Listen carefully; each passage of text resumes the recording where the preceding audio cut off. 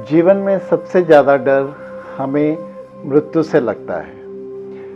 अगर हम मृत्यु को जान लें तो फिर शायद हमें उससे डरने की भी आवश्यकता नहीं है। तो आज की कहानी इसी पे आधारित है।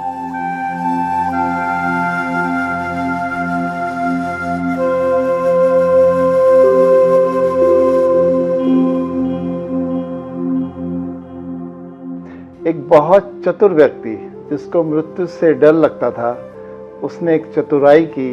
उसने मृत्यु को अपना मित्र बना लिया और उसने मृत्यु से कहा कि तुम सब लोगों को ले जाते हो, तो क्या मुझे भी कभी ले जाओगे? तो मृत्यु ने कहा, ये तो विधि का विधान है, प्रकृति का नियम है। जो इस शरीर में आया है उसको मृत्यु में जाना ही है। लेकिन हाँ, मैं तुम्हारी मित्र हूँ, तुम मुझे खुले मन से बताओ कि तुम्हें मुझसे क्या आशा है। तो उस आदमी ने कहा, तो मैं यही चाहता हूँ कि जब भी मेरी मृत्यु आए उसके कुछ महीने पहले तुम मुझे एक पत्र लिख देना, ताकि उस पत्र को मिलने से मैं अपने कारोबार को, अपने बच्चों को समझा सकूं और खुद का समय मैं भजन सिमरन में लगा सकूं।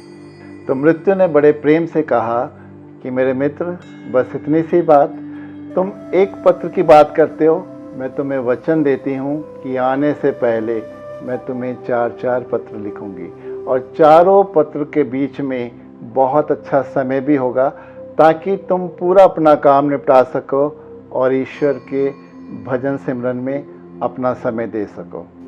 इसके बाद वो व्यक्ति निश्चिंत हो गया और भयमुक्त हो गया और अपने कामकाज में लग गया।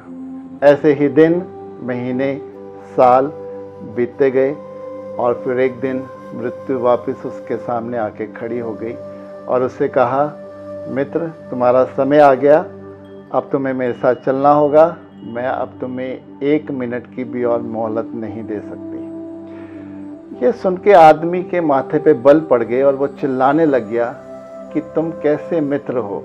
तुमने मेरे साथ विश्वासघात किया है। तुमने मुझसे वचन लिया था कि तुम आने से पहले मुझे 4 पत्र लिखोगे, लेकिन ना तुमने अपना वचन निभाया और ना ही तुमने अपनी मित्रता निभाई। ये सुनकर मृत्यु हंसने लगी और कहने लगी, मेरे मित्र, इतना तो झूठ मत बोलो। मैंने अपने वचनानुसार तुम्हें 4 पत्र ही लिखे हैं और वो चारों पत्र तुम्हारे पास इस समय भी मौजूद हैं। तो सुनो, मैंने पहला पत्र तुम्हारे सिर के काले बालों को सफ़ेद करते हुए लिखा कि अब समय आ गया है, तुम अपने कारोबार को, अपने बच्चों को समझाकर अपना समय भजन सिमरन में दो। लेकिन तुमने उसको अनदेखा करके तुमने वापस उन सफ़ेद बालों को काले रंग में रंग लिया और तुम फिर अपने जीवन में बिजी हो गए। मैंने दूसरा पत्र तुम्हारी नेत्र ज्योति के रूप में तुम्हें दिया। जैसे ही तुम्हारी ज्योति धीमी होने लगी, तुमने उसको भी अनदेखा करके मोटे मोटे चश्मे अपनी आंखों पे चढ़ा लिए और तुम संसार को फिर वैसे ही देखने लग गए। फिर तीसरा पत्र मैंने तुम्हारे दांतों के रूप में लिखा।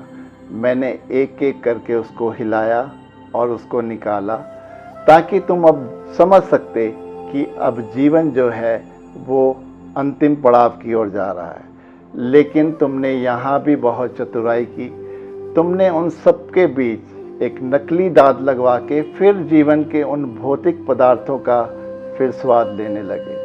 फिर मैंने चौथा पत्र तुम्हें तुम्हारे रोग, क्लेश और शारीरिक कष्टों के रूप में तुम्हें दिया, लेकिन तुम अनसुना करते रहे। मेरे मित्र, मेरा इसमें कोई भी दोष नहीं है। मैंने तुम्हें वैसे ही पत्र लिखे हैं, लेकिन तुमने ही इसको अनदेखा किया। और ये कहते हुए वो मृत्यु उसको अपने साथ ले गई। अब हम बात करते हैं अपने जीवन की, कि हम ये नहीं जानते कि हम जीवन में कितना धन कमाएंगे। हम ये नहीं जानते कि हम जीवन में कितनी शोहरत कमाएंगे। हम ये भी नहीं जानते कि हमारे जीवन में हमारे साथ क्या क्या होगा।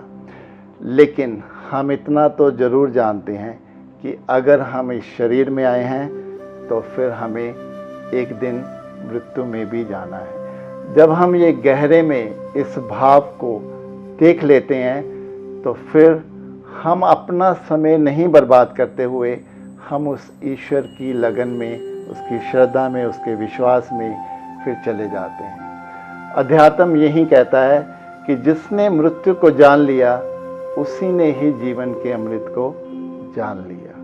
आपने मेरी बातों को इतने प्यार और स्नेह से सुना, मैं उसके लिए आप सबका बहुत धन्यवाद करता हूँ।